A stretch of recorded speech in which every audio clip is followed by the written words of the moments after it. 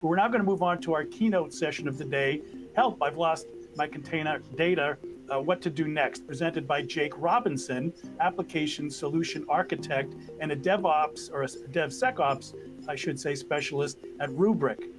Jake, please tell us a little about yourself, and we'd like to learn more about all of our speakers. You can do that on your screen. So once again, I will remind our speakers to, if they have any questions for our panelists or for Jake, to add those to the Q&A screen here. And now, Jake, I hand it off to you for your valuable insights. Thank you, Dana. And thank you, Rebecca and Safi, for the insights and information. It's been really good to hear from you, and really good to hear a lot of what you're seeing out in the field is matching what I'm seeing out in the field as well. Introduce myself. My name is Jake Robinson. I'm a specialist at Rubrik.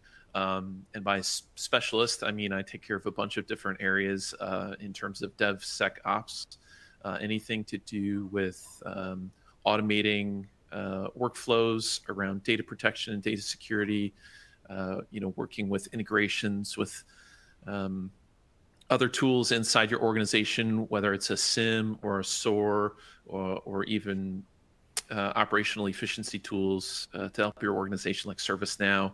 I help our customers understand the capabilities with data protection and data security around those. In addition to that, I am the specialist for Rubrik's Kubernetes protection. And obviously the conversation today has been a lot around containers. Kubernetes is probably the most popular platform for container orchestration today. And I'd like to tell you a little bit about what I'm seeing in the field. So there comes an inflection point that I'm seeing with organizations around protecting Kubernetes and protecting data inside Kubernetes. Over the past few years, more and more organizations are adopting containerization and Kubernetes for the agility that it gives their developers to deploy new apps and stay ahead in the market, in their respective markets. And by adopting Kubernetes, they're building specialty teams around Kubernetes. Generally, those workloads over the past few years have been ephemeral, meaning if the entire thing blows up, we just redeploy from code and everything is good.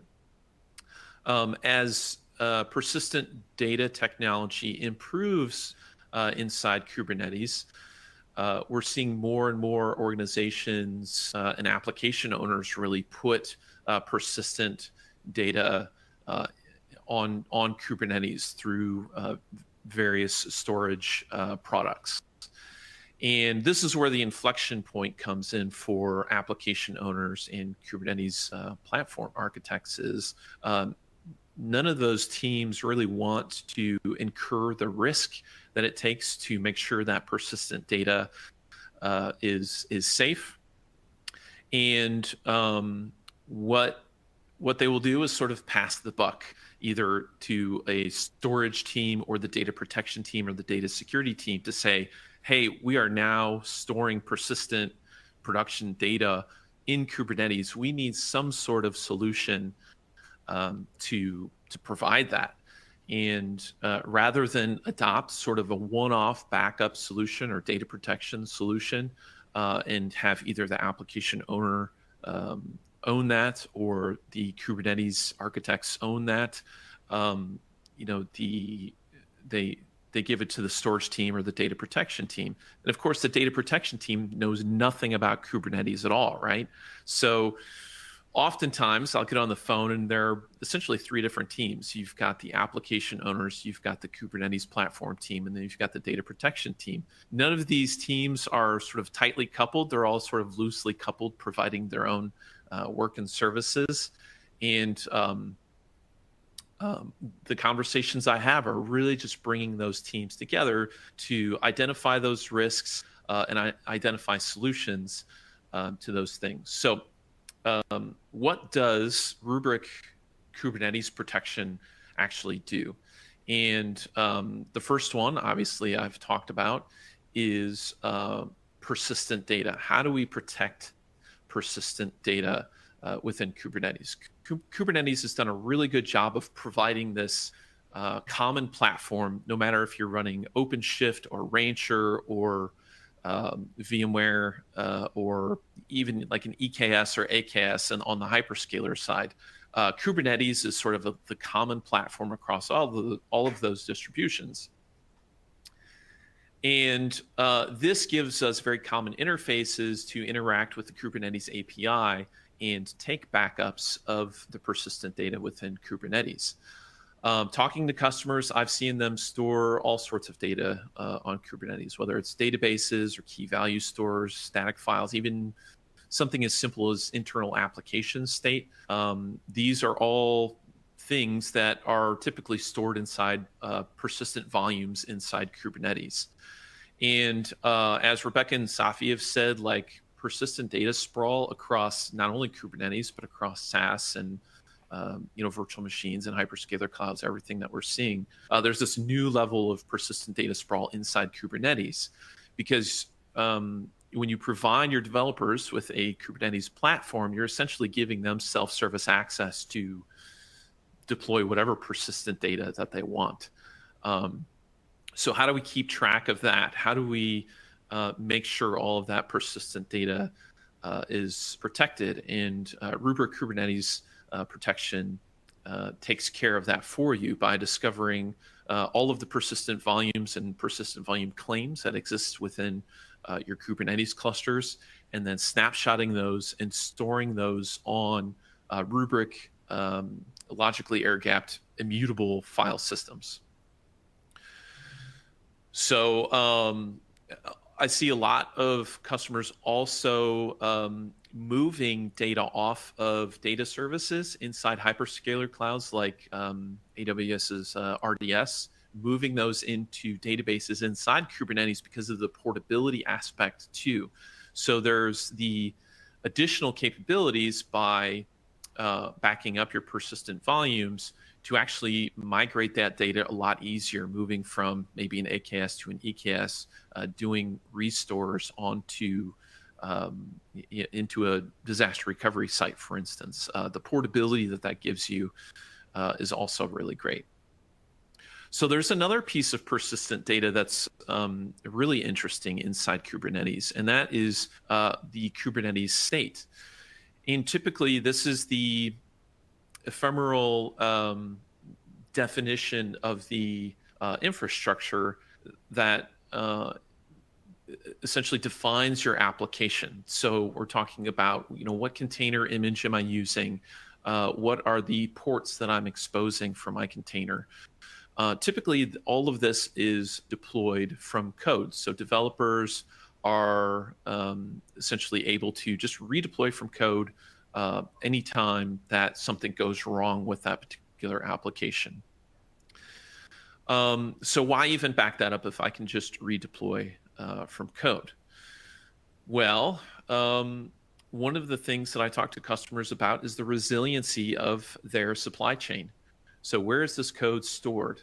How am I deploying this code? What tools am I using to deploy this code? What happens when any of those things in that supply chain fail? There's no way to redeploy your applications. So snapshotting this state, this persistent data, is also important as well, whether you're running ephemeral applications with no persistent volumes, or if you're just running temporary workloads. Having backups of the state of your running application are still important in the event that you have an attacker come in and start attacking that supply chain, which we're seeing more and more of. Other capabilities that backing up Kubernetes state, specifically the namespaces inside Kubernetes where those applications are running. First one is disaster recovery. In the event of a 3 a.m. Kubernetes cluster explosion, whether physical or metaphorical, the ability to do that recovery onto another Kubernetes cluster should be as simple as possible.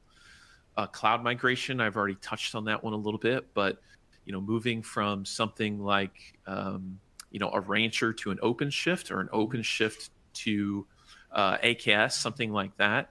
The ability to do migrations from of your persistent data and your state to a different Kubernetes cluster and distribution is really useful.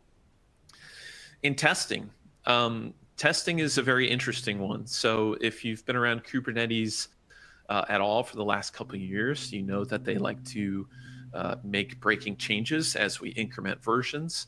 And wouldn't it be wonderful if we could just deploy one of our applications and all of its data onto a new version of Kubernetes to see if there's anything that breaks? So instead of, say, pouring through Kubernetes release documentation, we could just say, hey, let's spin up a development Kubernetes cluster and deploy or restore our applications onto that new Kubernetes cluster to see what breaks. We can make our changes, do a redeploy, and do this continual testing on new versions of Kubernetes as well.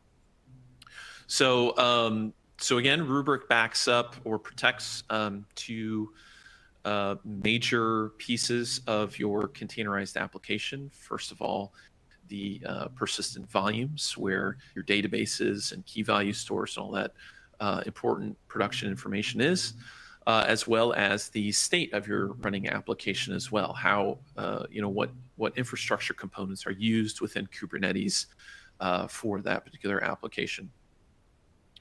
So what makes Rubrik a little bit differently? Obviously, Rubrik wants to be a common data protection plane for all of your data, whether it's in SaaS, whether it's on a virtualized platform, whether it is on a hyperscaler cloud, whether it's on Kubernetes.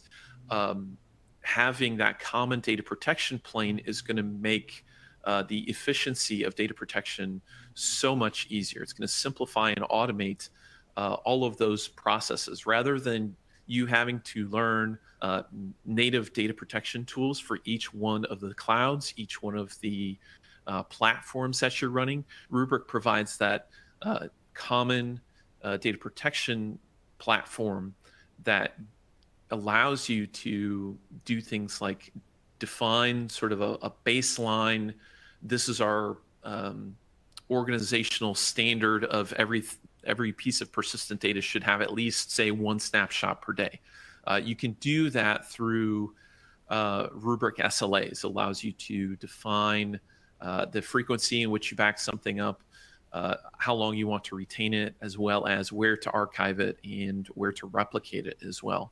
You can use Rubrik SLAs across a myriad of different objects, whether it's Microsoft 365 mailbox, or a Kubernetes namespace. You can use that same data protection definition across all of those different objects. Regarding Kubernetes protection specifically, like I said, no more tool sprawl in terms of having to learn and understand different tools for Kubernetes data protection. It's a single console, single API. Rubrik gives you a single interface for protecting all of your Kubernetes clusters. So most of the customers that I talk to, they don't have one Kubernetes cluster or even 5 Kubernetes clusters. Larger organizations that I talk to have upwards of 300-400 Kubernetes clusters that they're having to manage. So installing like a data protection stack on every single one of those clusters just doesn't scale for them.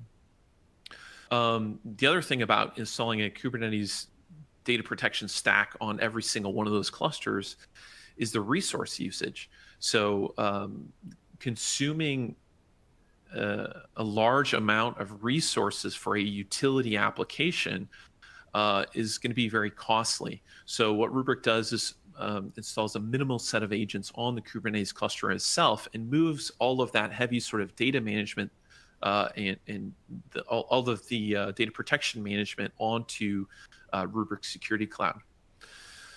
And of course, with Rubrik, you're backing up everything on zero trust immutable storage, which means you don't have to rely on pushing your backups up to like an S3 bucket or anything like that and have to worry about latency and all the other things that come with storing things on cloud. You can keep your protected data very close to your Kubernetes clusters, and it's encrypted, and of course comes with Rubrik's zero trust immutable file system.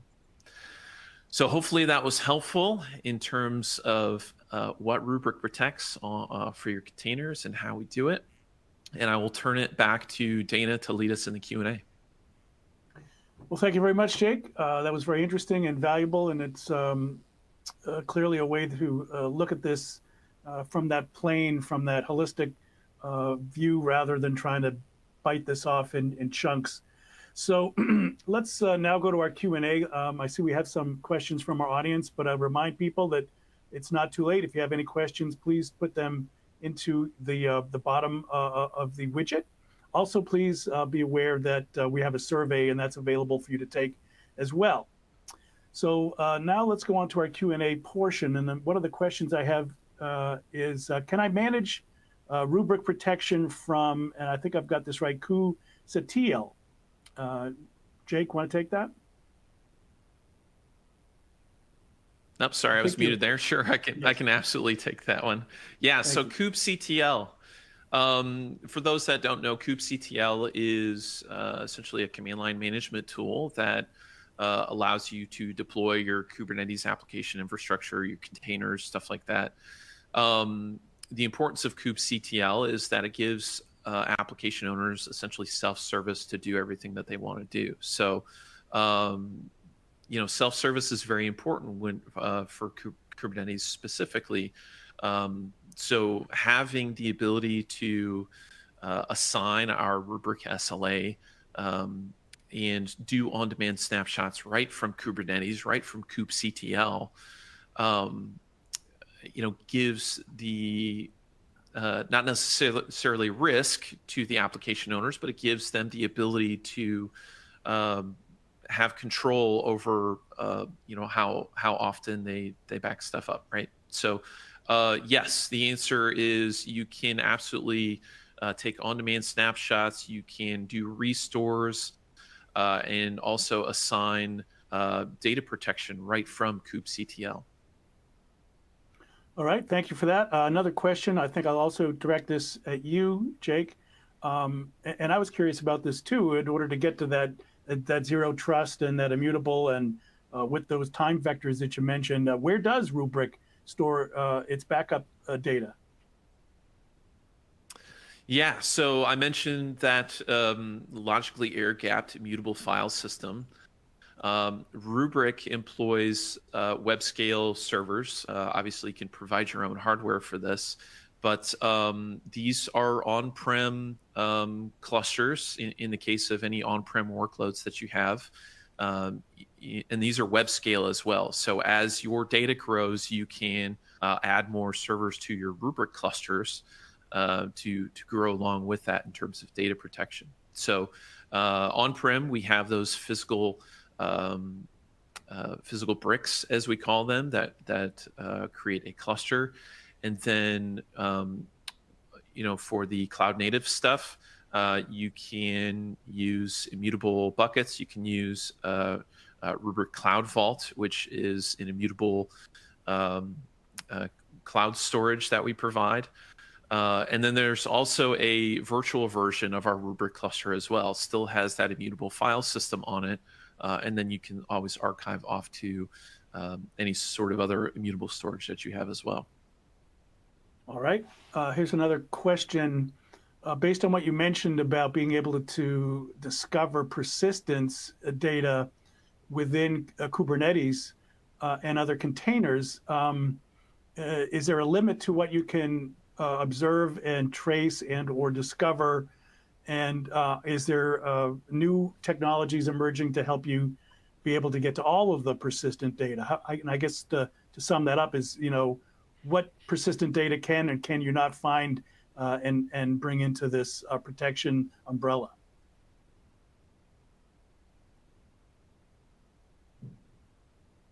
Yeah, I mean, Rubrik is continually bringing on and working on providing native backups for all sorts of different areas. So, whether it's SaaS or a lot of SaaS applications that customers are wanting to protect. They don't have access to do necessarily any backups of that data today. So we're making inroads to all sorts of SaaS. And as new platforms come out, Rubrik is being very proactive on making sure organizations can back that stuff up. All right. Here's a question I think that'd be pretty appropriate for Rebecca. What's necessary to be able to use insurance when people are looking to insure for security purposes and to make sure that they're compliant? Do you see something like this approach as being part and parcel of being able to then pursue or better pursue a security insurance, Rebecca? Well, that's a great and interesting question. Cyber insurance is something that more and more organizations are leaning on to help limit their losses when disasters occur or when malware strikes.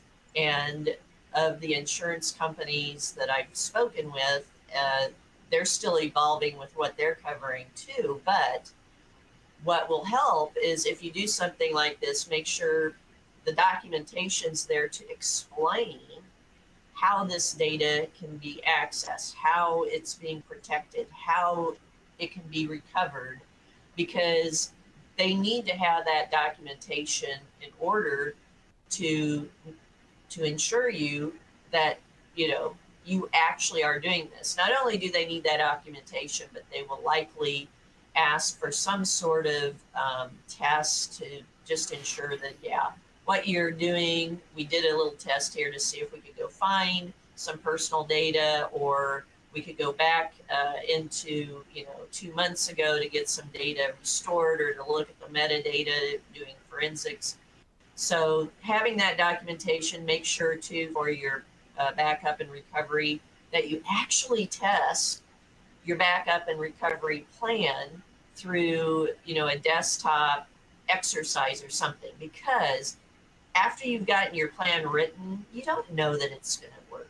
And the fact is, if you don't test it, do this desktop exercise, it might fail. It might not be a good plan. So make sure you do that, because if you're getting insurance, they'll probably ask you too if you've actually tested your plans to make sure that they're going to work. All right. Here's a question for you, Safi. And I think that Jake alluded to this, of just creating an S3 instance and backing up to that. The question is, why aren't just backups and disaster recovery supplied by the hyperscalers or distributed to a hyperscaler cloud environment enough? Well, so I won't say that it's not enough. I think we want to make sure that the rules, policies, procedures, standard, the way that you're managing the data prior to it moving to a backup remains intact, right? Like what I think the main point I wanted to get across is there are certainly additional ways to access data once it's no longer resident in the system it was generated in, right? So you want to make sure the level in which you're protecting that data doesn't decrease now that the data is out of the system, right? Because there's going to be less people looking at the data. And again, it's important to make sure you have a good audit trail regardless. But in this type of scenario, the scenario you just described, I think it's almost impossible to move data from place to place in that way without generating some type of audit log. So I think it's just important to keep the security of the logs as well as the data out of the system as secure as it was in the system. I think that was the only thing I wanted to make sure I got across. All right, I believe this is our last question, and I'll take it back to Jake. It seems to be about the speed. How can I be sure that recovery is not only complete but fast? So how much speed are we talking about, and how much control do people have over how frequently they can capture and protect data, Jake? Obviously we want a good RPO and RTO, right? Rubrik allows you to take snapshots as often as you want. So particularly on sort of the container and Kubernetes side, we're seeing application developers deploy 10, 20, 100 times per day. So making sure they have up-to-date snapshots is really important sort of in this agile development world. And I've seen customers automate that on application deployment itself. So in terms of making sure we have a good recovery point in RPO, they're taking snapshots as up to the second of what that data is. In terms of recovery, how fast can we recover those applications? Again, I think a lot of it depends on sort of data gravity, where those backups actually reside. So if you're backing up your persistent data on Kubernetes up to the cloud, it's going to take you a lot more time to get, say, a 2 terabyte persistent volume back on-prem. So having the Rubrik cluster local to where your Kubernetes cluster resides, again, talking about that data gravity, having things close together, it provides the ability to back up or restore large amounts of data within minutes rather than hours. Great, thank you. I'm going to hand it back to you, Emily. All right, before we go, I'd once again like to thank Rubrik for sponsoring today's event, as well as Dana, Rebecca, Dr. Safi, and Jake for the very informative discussion. Just a reminder, this seminar will be available on demand starting tomorrow, so please feel free to come back and review. Have a great day, and thank you for attending.